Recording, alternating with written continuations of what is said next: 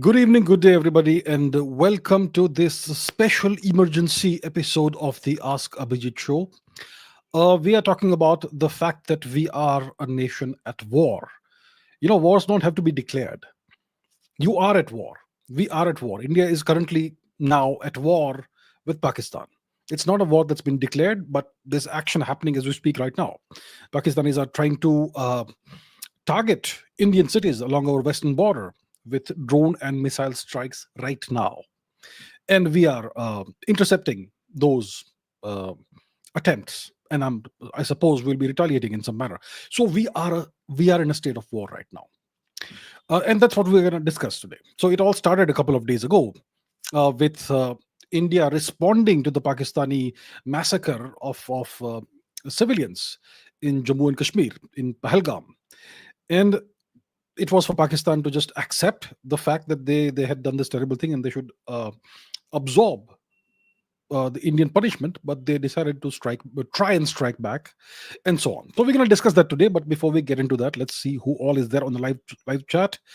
I can see Bhavyansh, Trading Grow, Shri Ramchandraya Namaha, Gaurav, Dhruv, Kumar, DK, Anand Pai, Kanishk Chauhan, Gaurish KB, Aviral Gandhi, Vedang Mishra, Maninder Pal 234, Jay Kumar, Arkha Manat, Arnav Tyagi, Krishna, Raghunath from the Surinamese Netherlands, Amisha Mishra, HLW FPS, Angad Singh, Sampriti Goswami, Shavant Rao, Vikram Gaurav, Jagdish Mali, Rashmi Rathor, Lakshadip Bhutak, Sayan Shim, Dungar Singh Chauhan, Madhav Durve, and so many other people. I can see Pranay, Rimya Dilip, Inner Satisfaction, Alvin Rodriguez, and lots of other people. I won't be able to greet you all, otherwise, I'll do that all day. But let's get into the questions that you all have asked. You've asked a lot of questions. I'm going to take questions from the questions you've asked in the comments. So let's get into it. What's question one? Willie John says, can you agree to the fact that war always leads to suffering and pain? Looking back at every war, every victim of the war wishes it did not ever happen. I, you know, if you want to do a root cause analysis of what causes suffering and pain, then it is incorrect to say that war causes suffering and pain. It's not war that causes suffering and pain. It is evil people and evil ideas and evil ideologies and so on that causes suffering and pain. And when you have evil people imposing suffering and pain on their victims, the victims have a choice. Either we suffer, we accept this suffering and pain, or we give it back to the evil people. Right? So we have two choices as the victims. We either suffer ourselves or we respond and give it back to the evil people. And the solution, if you want to end suffering and pain, it is to end these evil people and ideas. That is the solution. War is not the problem. There can be just causes for war. Please understand that. There are just and righteous causes for war at times.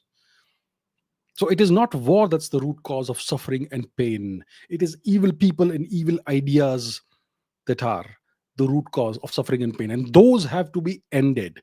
And India has made a choice. We will no longer sit back and take it. We're going to begin the process of dismantling and ending the evil people and the evil ideas that reside within this artificial temporary nation called Pakistan. Pranay Paul says, what's your overall assessment of Operation Sindoor thus far, based on what we have seen in the public domain? In the backdrop of the brutal Pahalgam attack and decades of hostility with this temporarily carved out nation, radical nation, how significant is this operation strategically and symbolically? Do you think Pakistan is feeling the heat beyond just physical strikes, perhaps diplomatically, psychologically, and economically? How squeezed are they really? And where could this be heading in the coming weeks and months? Is Operation Sindoor even concluded yet? Or are we just getting started? Operation Sindoor is continuing right now. It was supposed, it should have been a one-off thing. India hits at these Pakistani terrorist infrastructure, the terror camps and so on, and that should have been the end of it. But the Pakistani military chose to give the terrorist state funerals. They chose to mingle their army officers with the terrorists, and then they chose to try and hit more than 15 Indian cities last night. All their attempts were intercepted, all their missiles and drones were intercepted. And then today we responded by hitting multiple targets, military targets within Pakistan, in various Pakistani cities, Lahore, Karachi, and whatnot. So I think it's an ongoing thing, Operation Sindoor. My overall assessment so far is that Pakistan has been humiliated. And I don't say this with a great amount of joy or anything. They deserve it. This nation has has been under the impression for decades that they can act with impunity and they can keep bleeding India with the strategy of 1,000 cuts. Well, it's not going to happen anymore. And India will no longer be willing to offer Pakistan a face saver. We slap you, you slap us back, and then we end. No, we slapped you because we are right. You try to slap us back, we're going to stop the slap and we're going to slap you back twice as hard. And this will not end as long as Pakistan doesn't try to keep retaliating. They need to sit down. That's what needs to happen. And they then need to dismantle their terrorist infrastructure. And all this needs to be proven. Then India will decide whether to stop Operation Sindoor or not. And as long as Pakistan tries to retaliate or escalate, we will respond in a proportionate manner. We'll keep responding in a proportionate manner. And Pakistan cannot afford a long drawn out situation such as this. They cannot afford to make this the new normal. Every night you're going to have skirmishes and artillery fire on civilians and drones and missiles targeted at Indian cities.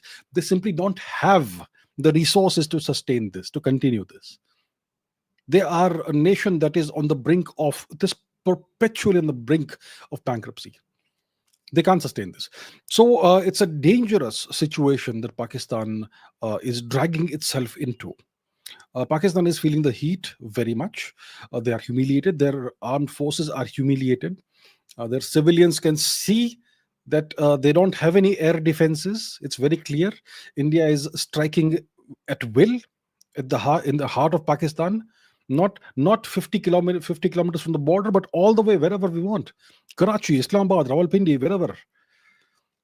So the people of Pakistan can see that the military, which draws its legitimacy from painting India as the danger to Pakistan, as an existential threat, and the military that draws its legitimacy from their claim that they can protect Pakistan against India. Well, their claims are clearly hollow. And if this continues, the people of Pakistan will rebel against the military dictatorship. So Pakistan is feeling the heat. Economically, they are in terrible shape. Psychologically, it's terrible for the morale of a nation when this happens. When their adversity can strike them at will in the heart of the country. So it's terrible psychologically and for the morale of the nation. And diplomatically, look, I think China will stand with Pakistan. The US will not feel that this is a good time to stand with Pakistan, considering everything that's happened and everything that Pakistan stands for. So Pakistan is, what's the cricket term? It's on a sticky wicket. Mazhar Chachar says, can you provide details about the types of drones used by India in today's incident involving Pakistan? The local media here in Pakistan is reporting that 25 Indian drones were intercepted and downed. Were these drones suicide or kamikaze drones or of a different kind? So we have a viewer from Pakistan. He's a long-time viewer, and I feel terrible that we are in this situation. You see, there are good people in Pakistan, no question about it. And you know what? I have absolutely nothing against the ordinary people of Pakistan. But they are citizens of a nation that stands for terrorism. What can I do? It's terrible.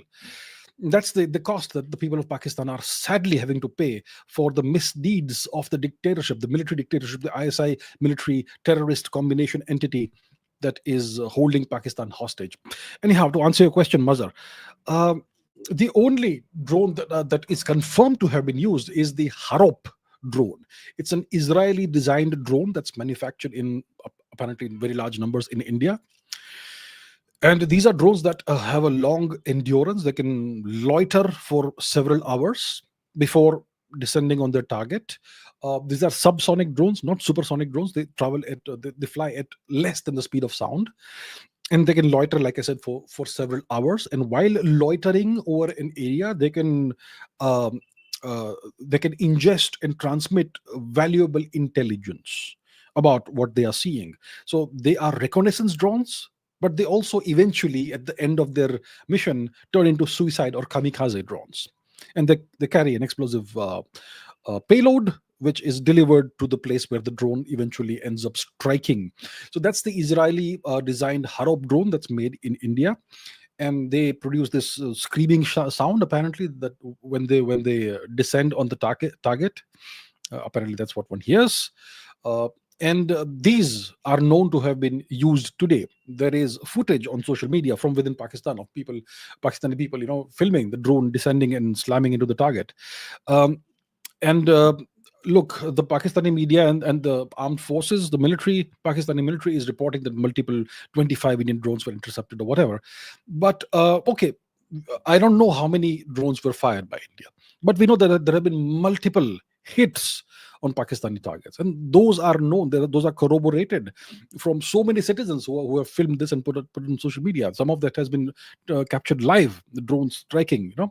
So there obviously have been multiple hits, and that too in the heart of Pakistan, and on military installations in various Pakistani cities, including Lahore, near the airport, I believe, in Rawalpindi, someplace, Karachi as well, and so on. It's possible that other types of drones may also have been involved. The first night of Operation Sindoor, we know that multiple strikes were done by India on multiple locations. So one location would be struck three, four, five times to ensure its destruction and the elimination of all terrorist human beings inside. And these strikes were recorded, they were filmed by Indian drones, and those films were put out as evidence by the government of India in that first press conference. So you can see that the Indian loitering drone, which is a slow moving drone, is loitering over the target, and it is filming. You can see the bomb is descending, or the payload is descending on the target, then the target blows up. So you have Indian drones over Pakistani territory loitering and filming this calmly while it happens. And these slow moving drones were not taken out by the Pakistani air defenses, which kind of raises enormous questions over the quality of the Pakistani air defense. I can understand if they can't take out a Brahmos missile because it travels too fast. But you have these slow moving drones that they should be able to take out, but they have not been able to. So, how did India manage this? Is the question. Did we use electronic countermeasures? Did we use arm missiles of some kind, anti-radiation missiles? What is it? I think it's not going to come out for a long time. What India did and how it has been done. But please understand, this is an ongoing process. The action is happening right now as we speak.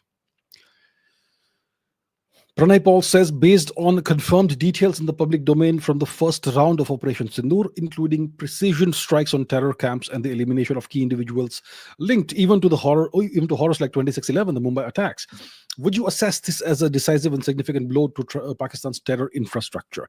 With such deep-rooted assets, many propped up for decades by the West, now being dismantled by the Indian army, do you believe Pakistan will have the capacity to rebuild these terror hubs again? Or are we finally witnessing a long overdue mission to permanently cripple this terrorist ecosystem? What's your assessment of the scale and strategic impact of the damage inflicted in this phase?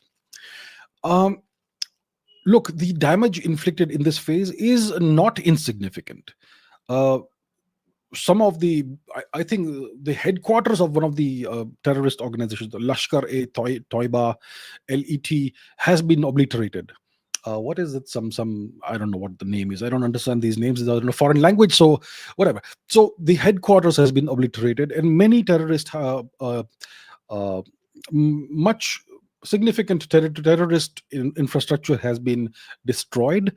And it's very clear that lots of terrorists have died, and they were given yesterday or whenever it was state funerals by the Pakistani military. So there and apparently a whole large number of relatives of one of the senior most terrorists, Masood Azhar, right? It is a large number of his relatives were apparently killed in this one of the strikes, including his brother, who apparently was linked was connected with the murder, abduction, and murder of Daniel Pearl, an American Jewish journalist, more than I think 25, 26 years ago in Pakistan. So we have delivered justice to Daniel Pearl's family. You see, um, so it is what's happened thus far is significant. I would not call it a decisive blow that will permanently cripple Pakistan's terror infrastructure, but it is a huge step in that direction, and it is a terrible blow to the morale of Pakistan. Now they will feel that India can strike them at will, strike them anywhere within Pakistan. That is very much clear now to any terrorist, any Pakistani terrorist. And from the fact that nobody has supported Pakistan except for China, neither Iran, neither Afghanistan, neither the Tehrik-e-Taliban, Pakistan, or whoever, no one has supported Pakistan in what's happened. That is gonna, it hurts. It's gonna hurt if you are a Pakistani terrorist or a member of the Pakistani establishment. So they're kind of isolated. The only people standing with them are essentially the Chinese, and so on. So we haven't really dismantled the entire terrorist infrastructure. We have destroyed one of the headquarters of the LET, and we have struck blows at the heart of the terrorist establishment.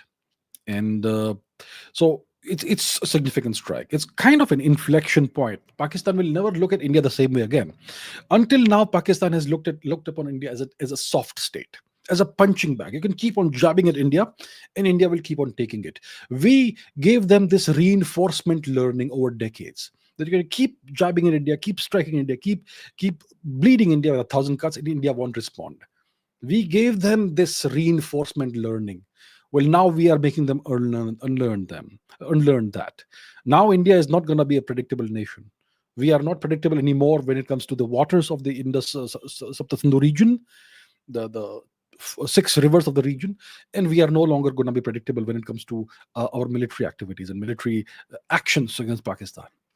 So yes, it's long overdue, and one hopes that this has the eventual result of permanently crippling and dismantling the terrorist infrastructure of Pakistan, which will be a huge relief, not just for the people of Pakistan, the innocent civilians of Pakistan, but for the people of the entire region, of the entire subcontinent and beyond. I mean, Iran is not part of the subcontinent. It will be a relief for them as well.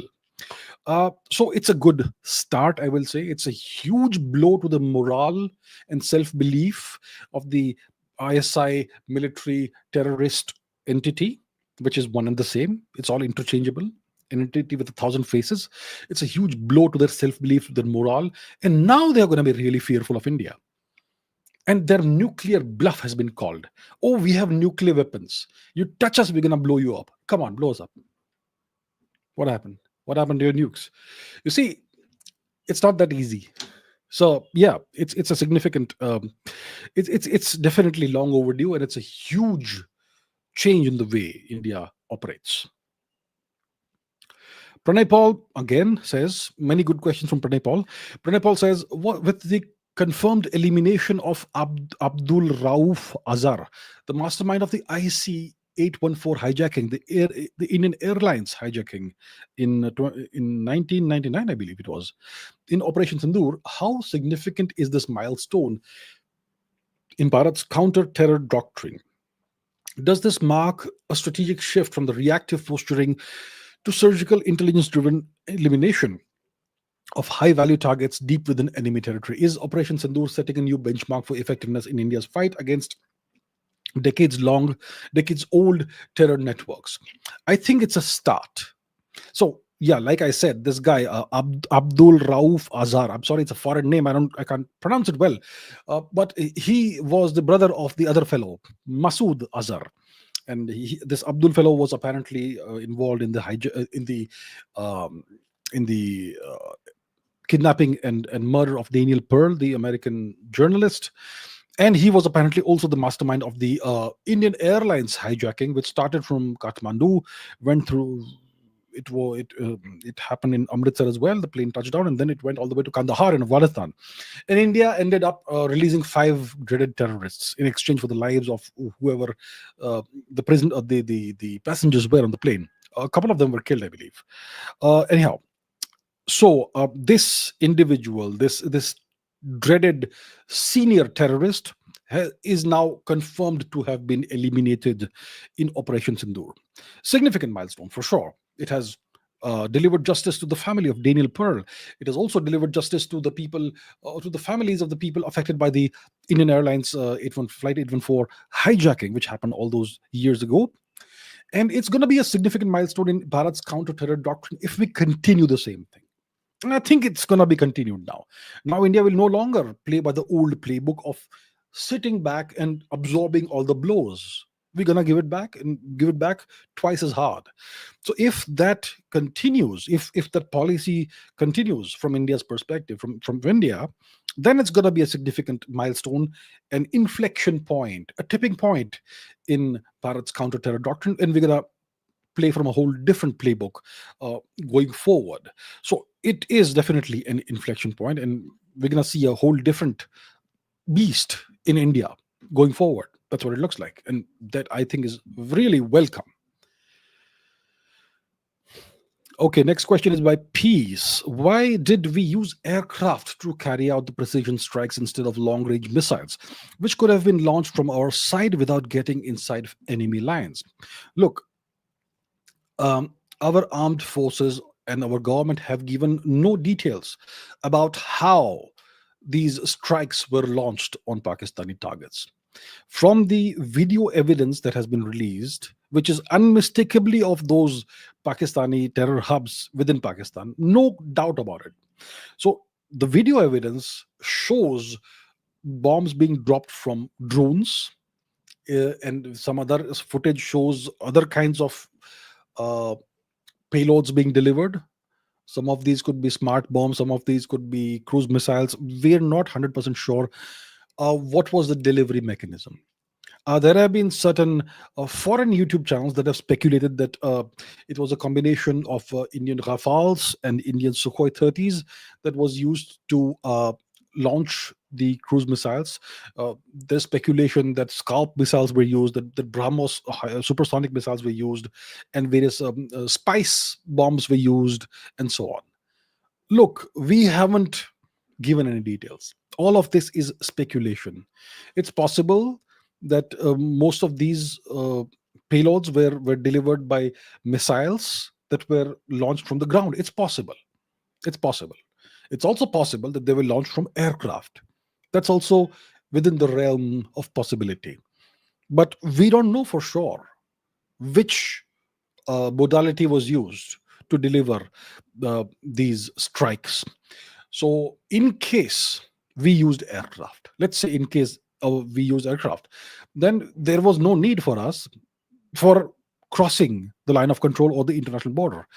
We have missiles, whether it's the BrahMos missile or the whichever missile, the Scalp missile, or whatever that's used from the Rafale. There's no need to cross the international border by air. There's no need for the aircraft that will launch the missiles to cross the international border. The aircraft can deliver those missiles to their destinations from long distances, from standoff distances, from 150 or 200 kilometers away. So in case we used aircraft, I can assure you that those aircraft did not cross the international border or the line of control. But there's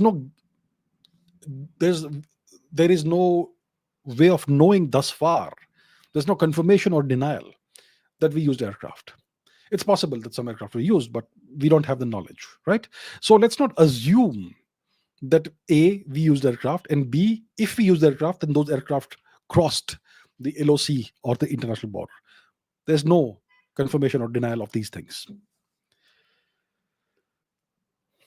Chirag Awasthi says, after Pakistan's rocket attacks on Indian cities on May 7, 2025, India's morning drone strikes on May 8 today penetrated Chinese HQ-9 and HQ-16 air defenses, targeting Pakistani military hubs in Lahore and beyond.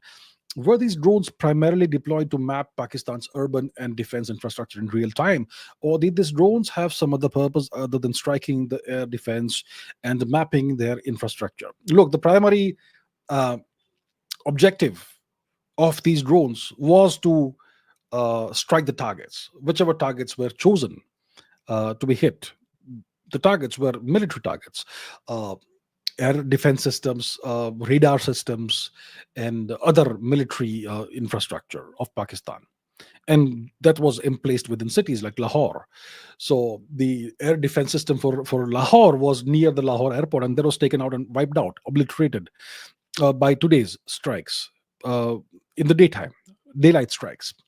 Um, so today's drone strikes, they penetrated the Pakistani air defense system. They were able to just go through the Pakistani defense system, and the Pakistanis are claiming that 25 drones or whatever were shot down. But look, we know the damage our drones caused in Pakistan. It's all over social media, and it's unmistakable that significant damage was caused, and significant targets were hit in Pakistan, and their own citizens are reporting. So today, in this age of social media, you can't hide these things. Pakistan has been claiming that they shot down 5 Indian aircraft, right, fighter planes. Well, in today's day and age, if such a thing happens, you can't hide it. It will be all over social media. Let's say Pakistan takes out an Indian aircraft, and the Indian aircraft falls in Indian territory, on the Indian side of the border. Well, locals are going to film it, and it's going to end up on social media, whether you like it or not. That's how today's day and age is. Everybody has a cell phone with a camera. Everybody can instantaneously upload it to social media. It will be all over the social media. You simply can't contain this information. You can't hide it. You can't keep it secret. So in today's day and age, you can't lie about these things. So Indian drones hit multiple targets, multiple significant high value targets in Pakistan today, and they bypassed the Chinese air defenses. The Chinese made air defense systems, right? They penetrated the air defenses. And so, look, the primary objective was to take out the military targets, which was successful. The secondary objective, I'm sure, was to test the reliability and robustness of the Pakistani air defense system, the Chinese radars and the Chinese missiles and all that. And well, it's clear that we were able to penetrate the Pakistani air defenses. The Chinese systems aren't that great, clearly. And these are some of China's best air defense systems, the radars and whatnot. So that is a huge blow to the prestige of Chinese technology. And the Chinese are going to be worried about this now. They have been exposed. They have been exposed.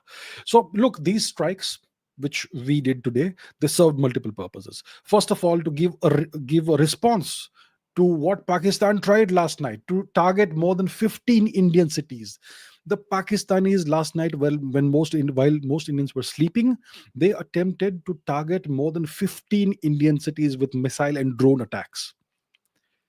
And there's videos of the Indian air defense system taking out these missiles. You can see the flashes of light, the explosions in the sky, or Punjab and other places, even all the way down south in Bhuj in Gujarat. We haven't opened the map today.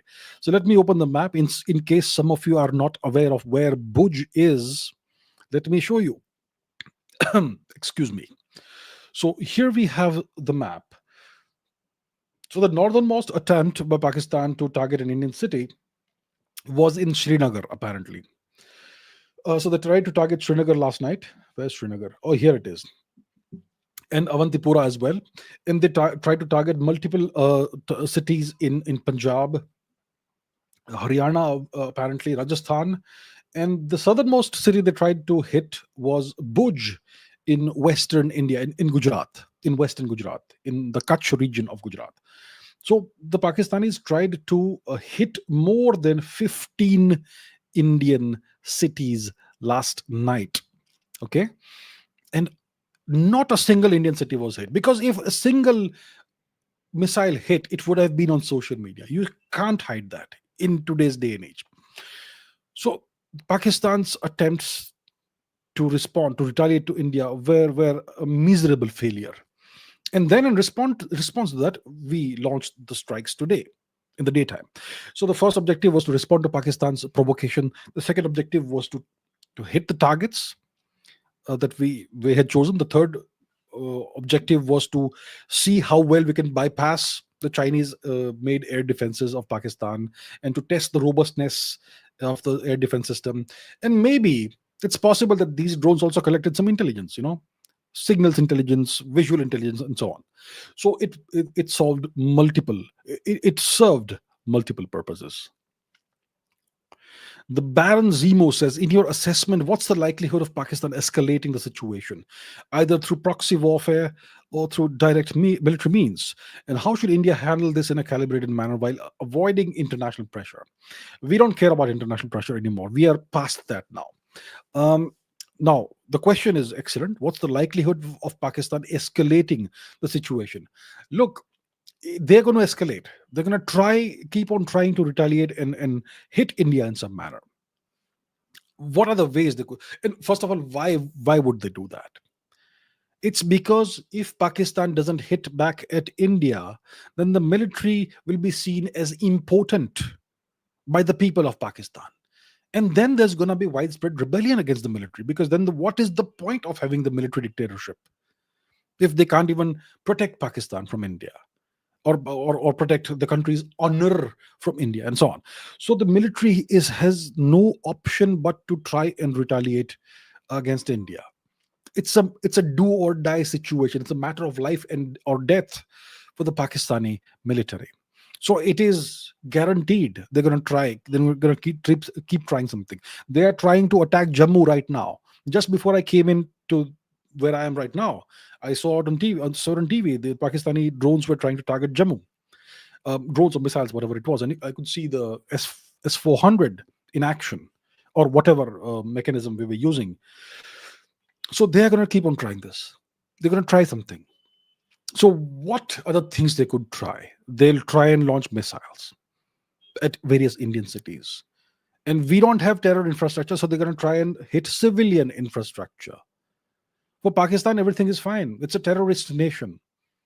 So they're going to try and hit civilians. Yesterday or day before, it was they were targeting civilians in Poonch, in Rajouri, in Jammu. Number of civilians died. A young brother and sister, siblings died, and some Sikh people died. 3 Sikh people in a Gurudwara died. And apparently, the Pakistanis tried to launch a missile at the Golden Temple in Amritsar. Yeah, they tried to take out the Golden Temple in Amritsar, and then they would have, I'm sure, through their proxies and the Khalistani proxies in Canada and the US, they would have tried to pin the blame on India. That's what they tried.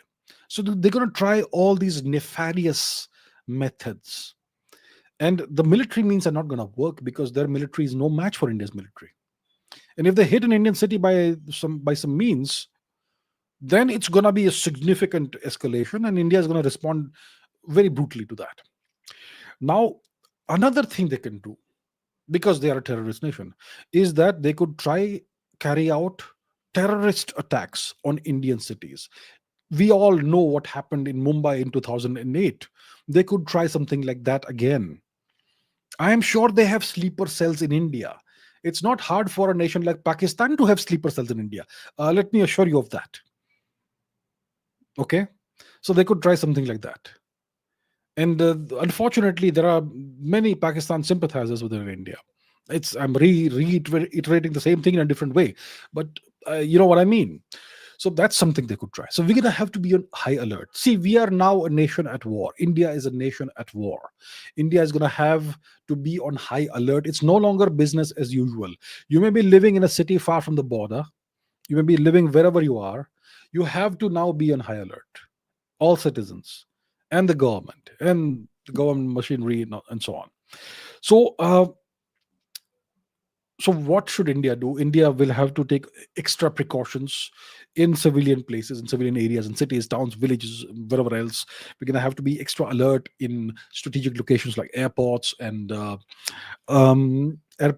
malls and train stations and whatnot, ports, all of that. And if Pakistan tries to escalate through military means, we should be ready to take care of that as well. And they're going to try every means that they have at their disposal. So, yeah, we should expect more mischief from Pakistan, and we should consider ourselves to be a nation that is now in a state of war. Anshuman Chaudhary says, what percentage chance would you give this scenario escalating into a fully blown nuclear war? A Pakistani retaliation seems imminent and therefore an Indian one, because India is not going to back down now anymore. Do you think Pakistan eventually could resort to their nuclear weapons in a realistic scenario? Um, I don't think Pakistan will dare resorting to the nuclear weapons, because that will be the end of Pakistan. And look, if the nation is gone, then what will the military rule? And what will their legitimacy be anymore? Right? They won't have any legitimacy anymore. The military has this luxurious lifestyle. It's at least the top generals and the top brass of the military.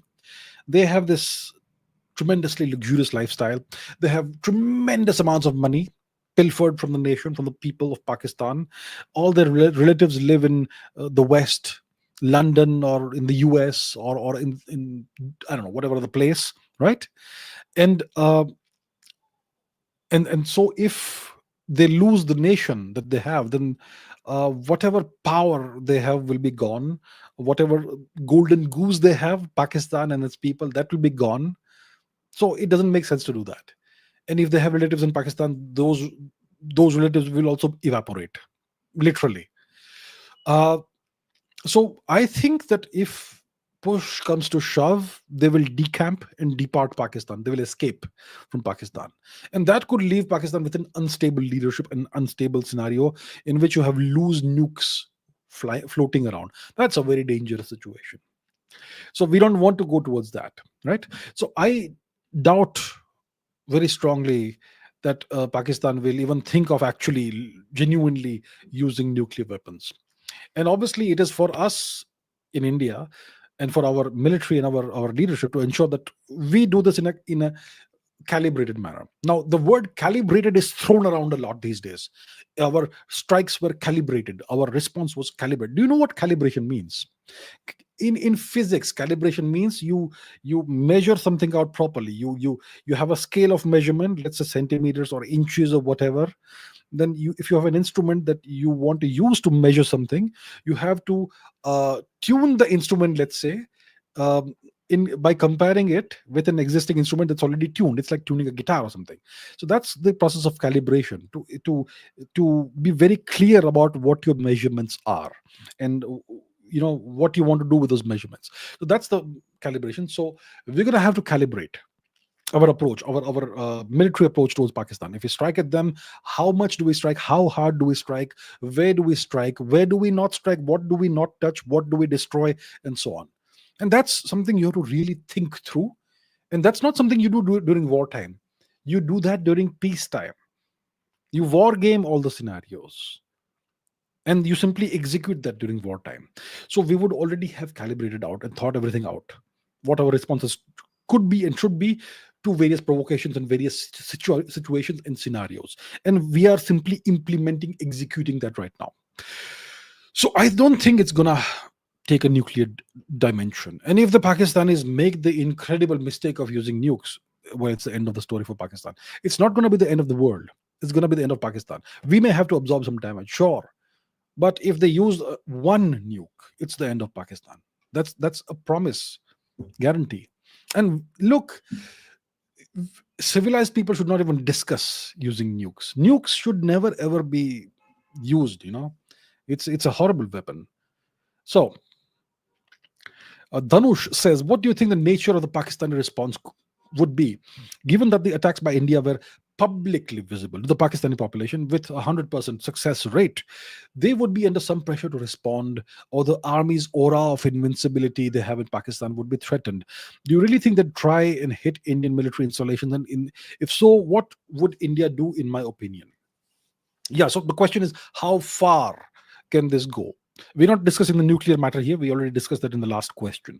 So what can the Pakistani response be? Either they hit Indian military installations, which is difficult, or they hit Indian civilian areas, which is much easier, because it's impossible for any military in the world to defend every inch of its territory. So it's very easy to hit Indian civilian areas. Of course, if you use missiles, then we can take them out with our air defense systems and so on, S-400, but we don't have S-400s everywhere. So they could try and hit Indian civilian targets, which could be pretty bad if that happens, right? Then they can try terror attacks. and they can try activating sleeper cells that they may or may not have within India. And they could try something like they tried during the Mumbai attacks. These are scenarios that we should be aware of. Right? These things could happen. It's a terrorist nation we're talking about. They can try anything. So that's another thing they could try. So the question is, if they do such things, what can India do in response? In my opinion, well, if they're gonna do something, we're gonna do it twice as hard. If they hit, let's say, an Indian city, okay, if one of their missiles goes through and hits an Indian city, and unfortunately people, there are casualties, let's say civilian casualties, what will India do? We obviously won't hit a Pakistani city. We don't do such things. But we're going to take out some big military installations, and we're going to give them real pain, not the people but the military. So that's something that could happen. If push comes to shove, then what's the worst thing that could happen? The worst thing is that India makes a move on Pakistani territory. What I have spoken about before, a scenario that I call the pulse pause war. So Indian um, infantry, Indian tanks make a sudden move into Pakistan, not a blitzkrieg move, which is punching a hole, but a wide frontal move, and you take decent amount of Pakistani territory, move 10, 20, 30, maybe 50 kilometers into Pakistani territory. You grab the territory, then you unilaterally declare a pause. That's it. We're going to stop here. So it's not life threatening for Pakistan. It's not like the whole nation is going to be overrun. It's just that we have delivered a military and political defeat to you. And don't do this again, because next time will be worse. So that's what I think could happen. Now, I am not giving some special gyan to Pakistan and divulging military secrets. I am speculating here. And these are scenarios that every military leader, every military expert will work through. This and 100 other scenarios. Okay. Uh, so that's something that could happen. And the Pakistanis militarily are no match for India. So we would succeed in this. And that's the scenario in which you talk about, that everybody wants to talk about, taking back PoK or whatever. That would happen. We would take back Muzaffarabad or Lahore. Probably not Lahore, because there's too many people there and we don't want to deal with them. But we would take territory for sure. So that would be a clear defeat for Pakistan, military and political, and that's what we would do. So that's, I think, as far as it will go right now. And our objective is to essentially end the legitimacy of the Pakistani ISI military terrorist entity, which is seen by the Pakistani people as being the legitimate rulers of Pakistan. So we need to show to the people of Pakistan that this is an illegitimate organization, and the one claim that they have that makes them which gives them legitimacy, that we can defend against India, even that is hollow. That's what we have to show to the people of Pakistan. And then what should happen is that Sindhu Desh should declare independence, Balochistan should declare independence, Kashmir should say that PoK should say we want to go back to India, and Khyber Pakhtunkhwa should open the border with Afghanistan. That's what needs to happen. That's the eventual objective. Dhanush again says, what are your thoughts on what's happening in the Poonch sector, where more than 15 civilians have been killed in Pakistani shelling and many more have been injured? Schools and houses have also been impacted. How should India handle the situation? See, this is classic Pakistani behavior. They can't target the Indian military, so they're going to target civilians. They tried targeting the Indian military and didn't work. So they'll try targeting Indian civilians. And civilians are a soft target, easy target. It's such a huge nation. You can't defend every inch of the territory. So you're going to always have some civilians who can easily become targets of Pakistani military terrorism, right? So that's what happened in Poonch. They shelled the town, and a large number of people, civilians, died. It is like another Pahalgam that they have done, right? That they destroyed a Gurudwara. At least 3 people there died, 3 Sikh people, and so on. So classic Pakistani behavior, targeting innocent, helpless civilians. How should India handle this? By piling on the pain on the Pakistani military. That's going to continue. We are in a state of war, and we have to show the people of Pakistan the military is illegitimate. They can't even defend you. They can't even defend your territory in your nation and themselves. The military can't even defend itself and its terrorist pets. That's what we have to show to the people of Pakistan, and that's what's happening. Pranay Paul says that with Pakistan's economy in deep distress, could Operation Sindoor act as a tipping point, intensifying the internal collapse of Pakistan and leading to serious political instability? Today, the Karachi Stock Exchange closed early after a near 7,000 point crash amidst repeated drone strikes across cities. Trading was suspended. How do you read this development in the broader strategic and regional security context? Are we witnessing a slow motion unraveling of a fragile state under calibrated Indian pressure? That's precisely what's happening. Yes, this is going to have a multi-dimensional impact on Pakistan, multiple impacts in multiple dimensions and domains and areas. First of all, it has a deep impact on the psyche of the people of the nation. The nation as a collectively has a morale, has a psyche, and every nation needs victory to feel good about itself.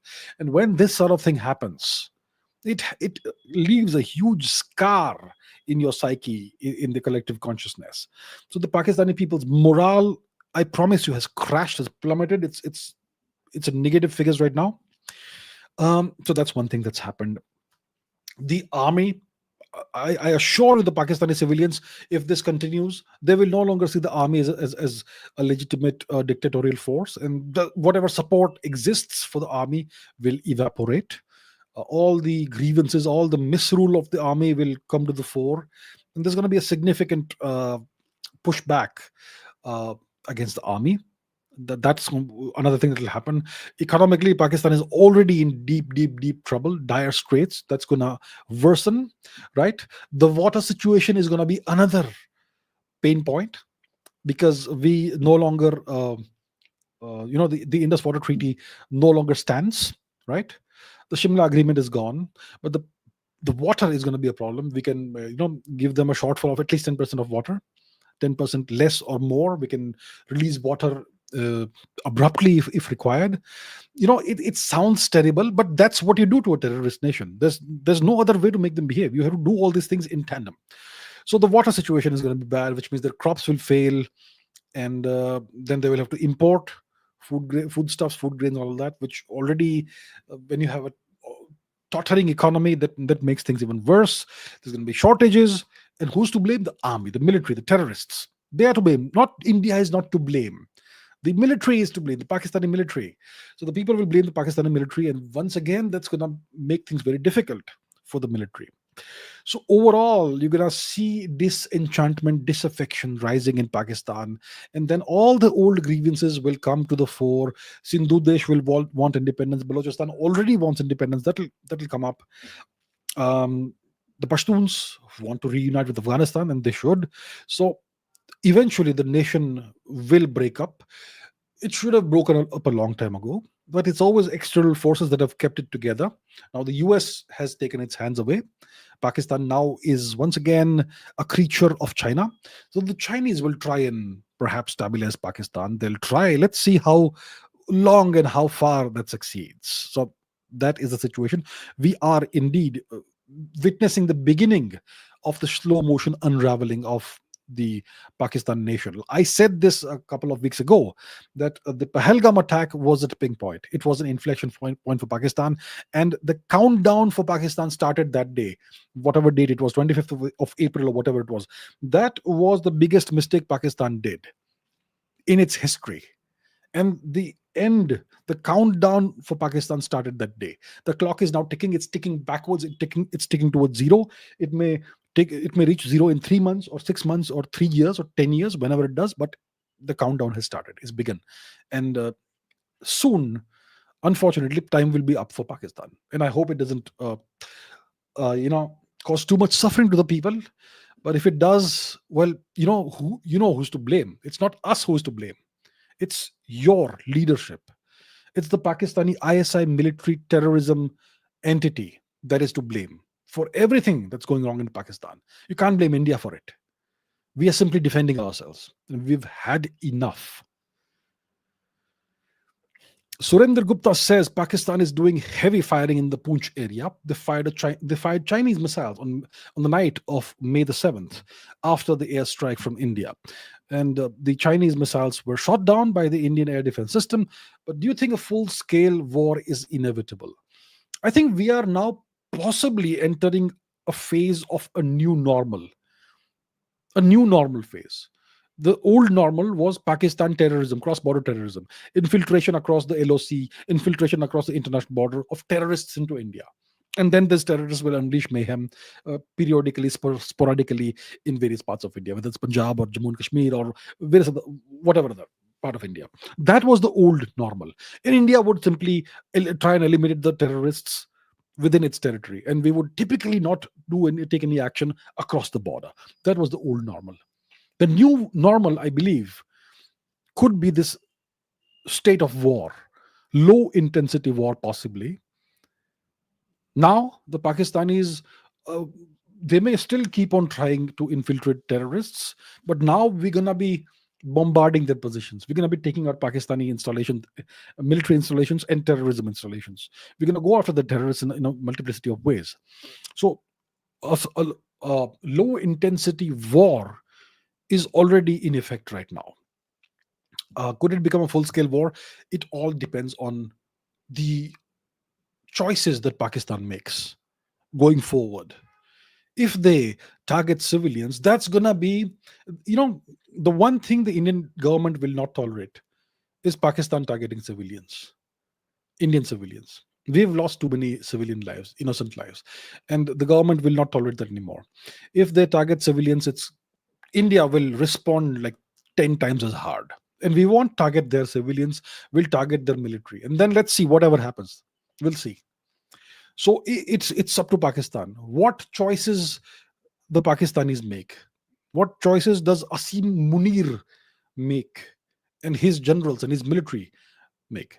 That is what's going to determine whether a full scale war happens. And if it happens, it's going to be a pulse pause war, 72 hours at most. 72 hours at most, after which we will declare a unilateral pause after taking Pakistani territory. And then we're going to tell them, you want more of this? Let us know. We can do more. We can do this forever.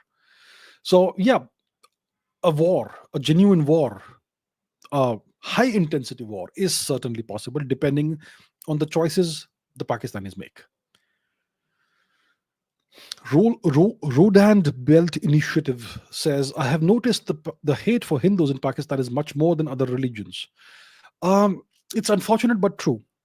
In India, there are lots of people who say that, we are the same people, we are the same blood, we have the same ancestors, same culture, same traditions. Apart from religion, everything is the same. True, sure, okay, wonderful. We are the same blood. Look, I'm from Western India. Okay, uh, Pakistan is a next door state for me, for you know the region that my heritage is from. So I know I will have relatives across the border. Not close relatives, but distant relatives, for sure, guaranteed. We are all related to each other in India. You go back 20 generations, half of the country is related to each other. We may not realize it, we may not know it, but we are. So we all have blood relatives in Pakistan, and they hate us. Blood doesn't matter, unfortunately. DNA doesn't matter. If it mattered, then Greece and Turkey would not be enemies. Who are the people of Turkey? They are converted Greeks, but they want every Greek person dead. Do you understand that? Blood doesn't matter. Sadly, DNA doesn't matter. It's your culture that matters. And Pakistan's culture, sadly, is that of hatred. I'm not saying all Pakistanis hate Hindus and all Pakistanis hate India. Some of them don't, and I'm glad some of them don't. We have some viewers on this channel who are from Pakistan. Um, but sadly, the majority of Pakistan hates India. Most Pakistanis hate Hindus. They'll be happy to see us bleed, literally. I would say maybe 90% of Pakistanis hate Hindus and hate India. And it's drilled into them, it's indoctrinated into them from their childhood onwards. Maybe it's not their fault. Let's say, but what can I do about it? Right? Let's say somebody has been brainwashed into thinking that he should kill me. I know it's not his fault that he was brainwashed, but hey, I've got to defend myself. So either he dies or I die. That's sadly where we are. Sadly. So yes, there are these people in India who say that we are the same people and we should not hate the Pakistan. I don't hate Pakistani people. I have met lots of Pakistanis outside of the country. You go anywhere in the West, you will meet Pakistanis. You go to the US, you go to the UK, you go to Europe, you'll meet Pakistanis. You go to even the Gulf region, you'll meet Pakistanis. That's how it is. And most Pakistanis as individuals are nice people, you know. But deep down, most of them, maybe 90% of them, hate Hindus and hate India, sadly. And it's so sad that we are in this situation, but it is what it is. So we have to remember that, okay? Please remember that. And if you have any sense, you should uh, not hate them back, but be aware that they'll be happy to do anything to you. So we've got to take care of ourselves. We've got to look out for ourselves and our self defense. That's what we have to understand. We have to understand the nature of the enemy. We may not see them as enemies, but they see us as enemies. So we are enemies then, right? There we have it. That's how it is. Okay, this is a big question. Samarth says, why did Chinese origin air defense systems HQ9/P, LY80, HQ22, HQ11, and FN6 manpads deployed by Pakistan during India's Operation Sindoor fail to intercept various kinds of Indian cruise missiles and drones and Scalp cruise missiles and other aerial threats? Do what does the downing of a Pakistani JF-17 Nakrur and the discovery of two PL-15E missile debris in Hoshiarpur, Punjab, reveal about the shortcomings of of Chinese missile systems? Could these failures be attributed to China's reliance on reverse-engineered technologies and its lack of major war experience since the 1979 Sino-Vietnam War, with China not having engaged in a major war for approximately 46 years? If China were to engage in future conflicts such as over Taiwan or in the South China Sea, could similar failures in missile and jet interception occur due to untested technologies and other factors? That's a great question. Long question, but great question. You are right. Your observation is correct. China hasn't been involved in a major war since the 1979 defeat to Vietnam. They were defeated by Vietnam in 1979. I'll not go into the history of why that happened, but they were defeated by Vietnam, a much smaller and much weaker, apparently, nation. Right? Since then, the Chinese have not fought in a war, and they have a huge military budget. They have the second largest military budget in the world, and they apparently have very good technology and all that, but that is untested. And yesterday and day before yesterday, it was tested and it failed. Pakistan is equipped with Chinese air defense systems, and those failed miserably. So that's a blow to the image and prestige of Chinese technology, and it raises serious question marks about whether the Chinese can defend themselves in similar situations, right? I am not sure about the downing of the Pakistani jet. It looks like at least one JF-17 has come down, but the Indian government has not made any official statements about this. So I'm not going to comment about this, right? It's not officially stated, but it is almost certain that at least one Pakistani JF-17 came down in Indian territory. Uh, but since the government is not has not said anything, I'll not you know speculate about that. Now, two Chinese missile debris were found in Hoshiarpur. So those were long range missiles fired apparently at Indian fighter planes, which indicates that probably India used fighter planes in the operation on the Indian side of the border, or LOC, right? We did not cross the LOC or the international border, but we flew within our territory. It looks like that. And the Pakistanis apparently tried to take out our fighter planes using these long range Chinese missiles. Those also failed, right? And the missile debris have been discovered, and they will now be examined by experts, by engineers and scientists, which will be good. Um, so it looks like there are big problems with Chinese defensive systems and offensive systems.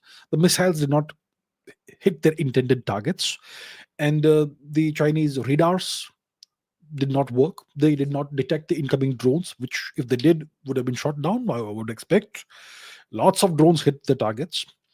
The Chinese radars and air defense systems did not detect India's loitering drones, which were calmly filming the strikes that we were doing on on the Pakistani terrorist infrastructure, those videos were filmed by Indian loitering drones. They were not filmed by a vlogger, right? We had drones on over those terrorist headquarters and all that, calmly loitering and filming, and the Pakistanis could not hit those drones. Incredible. So big questions now arise about the quality of these Chinese systems. Apparently, the Chinese had sold their best systems, the high quality systems, not the export versions, but the real versions to the Pakistanis. And those have failed miserably. So I don't want to speculate as to why these failures happened. And can we attribute this to the fact that the Chinese have reverse engineered various Western technologies? I don't know. Maybe it's because they've reverse engineered in a poor way. Maybe they developed it on their own. I don't know about that. Okay. Um, our experts will examine those missiles and their radars and seekers and all that, and we'll get some interesting information from that. But obviously, those missiles don't work. Our missiles are better. But anyway, there's no harm, there's no harm taking apart the enemy's systems and examining them so that we get an understanding of their capabilities, technological capabilities. So yeah, it's good to know that the Chinese systems don't work very well. They didn't work at all, unfortunately, for the Pakistanis and for the Chinese. Next, by Pranay Paul.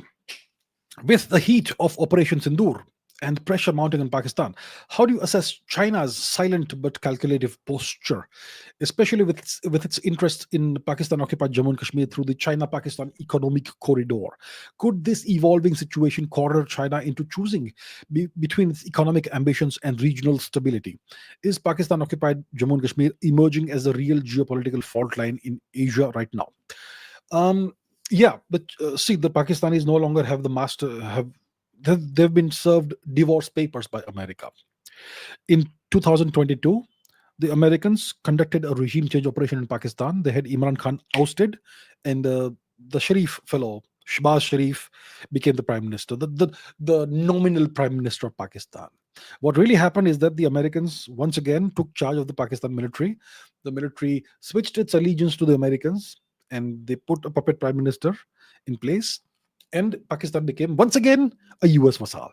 In 24, the same thing happened in Bangladesh. Sheikh Hasina was ousted and Bangladesh was turned into East Pakistan. Both these things happened under the Biden regime, right? With Trump coming to power, the Americans have washed their hands off Bangladesh as well as Pakistan. So Pakistan is now fishing for a new master, and obviously that master can only be China. There's nobody else that can play the role. And the same thing is happening in Bangladesh. Mohammed Yunus was in China, and he was saying that we can cut India's far east, northeast off and make it a landlocked place, and that's why China should invest in Bangladesh and so on. So both East and West Pakistan are fishing for a new master in Beijing, and Beijing will be happy to oblige, right? So China has taken the side of Pakistan. Everybody, after the terror attack happened in Pahalgam, most civilized nations uh, issued statements in support of India and in solidarity with India. Most civilized nations did. I don't think I've seen China issue any statement. So China has chosen not to stand on the side of civilized nations, right? So that's one thing we have seen. Now, after India struck back at Pakistan and paid them back in a language they understand, the Chinese criticized India, and they stood in favor of Pakistan. They made statements in favor of Pakistan. Now we know that that the Chinese have this project, this failed project, this miserably failed project called the China-Pakistan Economic Corridor, which is an extension of their failed Belt and Road Initiative, right? But it's a project that the Chinese have invested significant amounts of money in, billions of dollars, and it gives them strategic access to Pakistan, to the Pakistan occupied Kashmir region, to the port in Gwadar, and that's valuable for the Chinese. So they would like to retain their control and hold over this, right? And now that Pakistan is once again a Chinese vassal, they would want to exert more control over all these pieces of infrastructure. So now that Operation Sindoor is ongoing, and India and Pakistan are at war, and Pakistan is on the receiving end, and Pakistan could, if things continue like this, it could spontaneously combust and disintegrate. That would be bad for China. That would be terribly bad for China. So China has been making statements in favor of Pakistan. Um, could they actually try and come to Pakistan's rescue or aid? Uh, their economic ambitions are faltering. The tariffs that the Americans have imposed, that Trump has imposed on China, are really hurting. I assure you, they are hurting, right? So, so China is currently in a state under a state of siege. It is besieged, and if and it essentially has only two vassals in the world. One is North Korea, one is Pakistan. Russia isn't a Chinese vassal. Russia is sadly currently in a position of being kind of a junior partner to China because of China's enormous economic clout. But Russia is not exactly a pushover. It's kind of a junior partner right now for now. But China and Russia are long term strategic adversaries, not allies. So China has a few friends. One is Russia for now. It's a strange modus vivendi they have with Russia. They have two vassals in North Korea and Pakistan, and they also have a strategic ally in Iran because of the West's attitude and approach towards Iran. So Iran had no choice but to look towards Russia and China for help, right? Um, so now, if Pakistan shows signs of uh, soon disintegrating, what can China do about this? Can they somehow stabilize Pakistan? They can certainly stabilize Pakistan by giving a huge inflow of money to Pakistan. They can do that. But money can't really help you much when your nation is fragmenting, right? And is China in a position to shore up Pakistan's defenses? It can certainly supply weapons. That takes time, but they can try and do that. But if China tries to get directly involved in Pakistan, they're gonna, it's not gonna end well for them also. So China is right now going to be in a dilemma. Right now, it's not the situation isn't that bad. Pakistan isn't showing signs as of right now of soon disintegrating. But the longer this war situation lasts, right now it's just 2 days. But what if it becomes 2 weeks and this becomes the new normal? The Pakistanis try to keep on striking India, and India keeps on actually striking Pakistan, and India keeps on jabbing away. In boxing, there is this punch called the jab. You just keep on jabbing, jabbing, jabbing, jabbing, and over 10 rounds, you can rearrange a person's furniture, facial furniture, just by one punch, the jab. So if India keeps jabbing at Pakistan, jabbing, jabbing, jabbing, in 2 weeks' time, Pakistan's furniture will be significantly rearranged, and the nation's morale will be at an abysmal low, and the people could stand up and go up in arms against the military, and then the military will see their own people as the enemy, and that will be a huge issue. Then India can just step back and watch, and then what can China do? So it's China could soon be in a big dilemma if the situation continues, if the current state of war becomes the new normal, if it persists beyond 3 or 4 days, if it lasts 2 weeks or 2 months. Good God, it's the end of Pakistan, and China really won't know what to do. So yeah, Pranay Paul has asked a lot of good questions, so I'm taking those.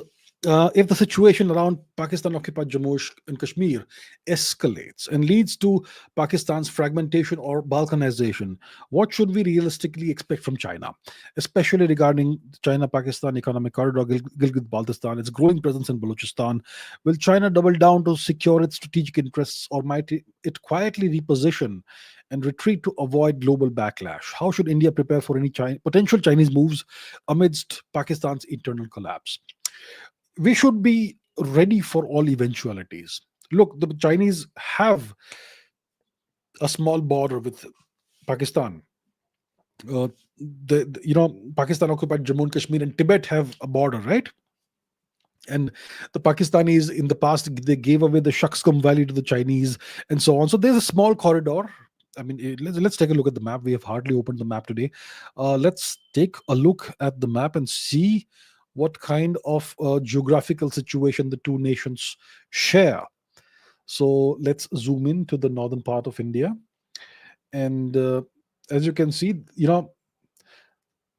so this shows the correct map of India. Google has been kind enough to do that.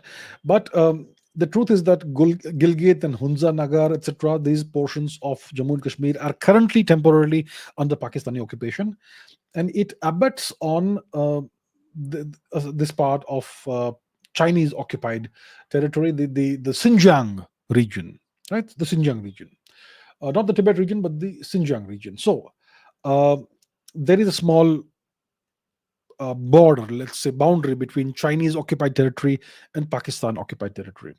But it's tremendously mountainous. Let's take a look at the actual topography of the region. As you can see, it is extremely mountainous, and you can't really drive tanks through it, or it's really hard to navigate this terrain on foot, on tank, or on armored vehicles, or even jeeps. That's how difficult it is.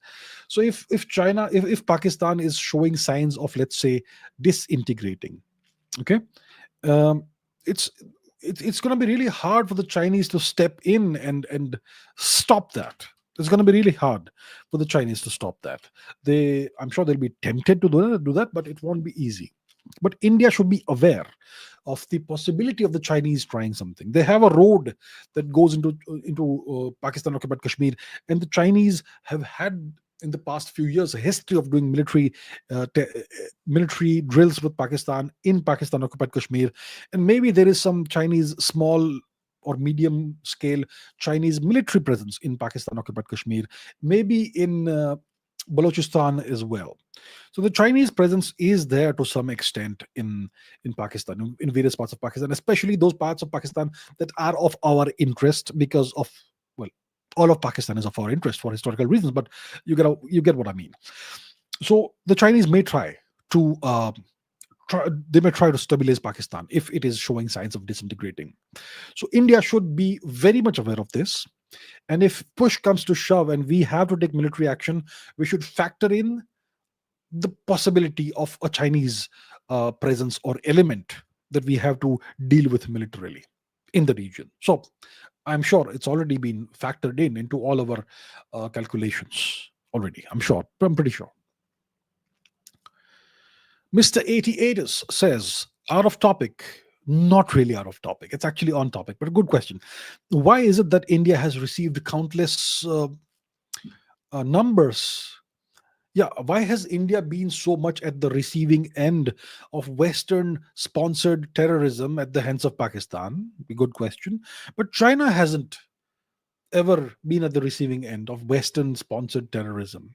Even though China has proved to be the West's biggest enemy, and the West literally sits at the back of the Chinese yard. Okay, so what Mr. 88 is saying is that we know that Pakistan has bled India through terrorism, essentially since 1979. And it has done so at the behest of the US, of the West, of the UK. And the Pakistani defense minister has said this at least two times in the past 2 weeks. And even Bilawal Bhutto, the son of Benazir Bhutto, has said this on Western media, on Sky TV, I think, at least once. So now the Pakistanis have admitted that they have been doing this. They have been indulging in terrorism against their neighbors, especially India, at the behest of the West. They have been doing it for the West, to serve the Western geopolitical interests. They were simply mercenaries. They were simply service providers. They have admitted this. So it becomes very clear now that what I have been saying for the past 2 3 years is now vindicated. It's true. India has suffered from terrorism at the hands of Pakistan, terrorism that was funded and financed primarily by the United States from the 1970s and 80s onwards. Very clear that it is proven now. Pakistan has admitted this on the record. Pakistan government officials, extremely high ranking government officials, have admitted this. So India has been at the receiving end of Western terrorism, right, for decades, but done by Pakistan. But how come China hasn't been treated that way by the West? It's because the Chinese were smart and we were not. You see, our leaders weren't smart. The Chinese were smart. The Chinese, they they tricked the West into aiding and abetting the rise of China. the economic and industrial rise of China. The West midwifed this. The West opened their market to the Chinese. So the West wanted cheap manufacturing and they gave it to China. They gave their technology to China. They had China manufacture everything. They gradually transferred more and more sophisticated technology to China. And the Chinese became masters in a few decades of all these manufacturing processes and all of these technologies. And they absorbed all the technology. So they became a huge manufacturing power because the West allowed this. And the West, the Chinese told the West, you teach us all these things and slowly we will become like you. And the West, and the Americans thought that by opening our markets to the Chinese, we'll eventually make them a democratic nation. By seeing how superior we are and all that, eventually they'll become a democracy like us. That's what they thought. And the exact opposite of that happened. The Chinese played a very, very smart, intelligent, long game. And we in India played a stupid game. Our leaders played a stupid game. We could have done that. We were already a nation that had a lot of exposure to the West because of the 250 years of British occupation of India. We were familiar with Western ways. We could have been the manufacturing power. We could have done all of that. But we chose not to. We chose to be a socialist nation. And we chose to sit on the side of the USSR, which is okay. But we kept on harping, our leaders kept on harping on that we are a non-aligned nation while actually aligning with the USSR. And what did we gain by aligning with the USSR? Did we gain technology? Did we ask for it? Did we say to the USSR that you stop manufacturing, we'll manufacture everything for you? We did none of that. We had no vision. Our leaders had no vision. So we were simply an inconvenient nation that liked to take the moral high ground and lecture the world and not take care of our interests. So that's why that's why the US decided to invest in Pakistan instead of India and use Pakistan as a counterbalance to India. Had we played the game better, had we been smart about it, we could have been the Chinese. We could have been China. But our leaders had no vision, they had no standards. And that's why we were at the receiving end of decades of Western funded and financed Pakistani terrorism. And China were not. Because our leaders were stupid. That's why. This is a great question that Mr. 88 has asked. Really now says, looks like the facade of any India-China friendship is now over. But we let Shine and other brands in partnership with Reliance. I'm not sure about that, but okay. Did the government do good by not approving the BYD investment? But then what about the Chinese needing the Indian market? They must have a good plan and option since they've decided to finally openly resume to show hostility, at least in the UN and on social media. Anyway, it's clear that we are on the Western camp for the first time since independence. What's the way forward? When it comes to China, we are now on the Western camp, clearly. And the West will have been told by us that you keep out of the India Pakistan matter. Let us deal with Pakistan. You tell the Pakistanis to tone it down. Otherwise, we're gonna be very harsh on them. And don't pressure us. If you want us to be on your side vis-a-vis China, you got to stay out of the Pakistan matter and let us deal with it. That'll be the deal, and that's why Trump is staying out of it. Very clearly staying out of it. Very openly staying out of it. Now, the past year or so, the Chinese have been trying to be friends with us. I am personally aware of the Chinese attempts to be friends with us. Um, so, uh, and then there's been some actual action on the ground. Uh, in 2020, there was the Doklam incident. 20 Indian troops died at the hands of the Chinese, and about 100 Chinese troops died in the same fight.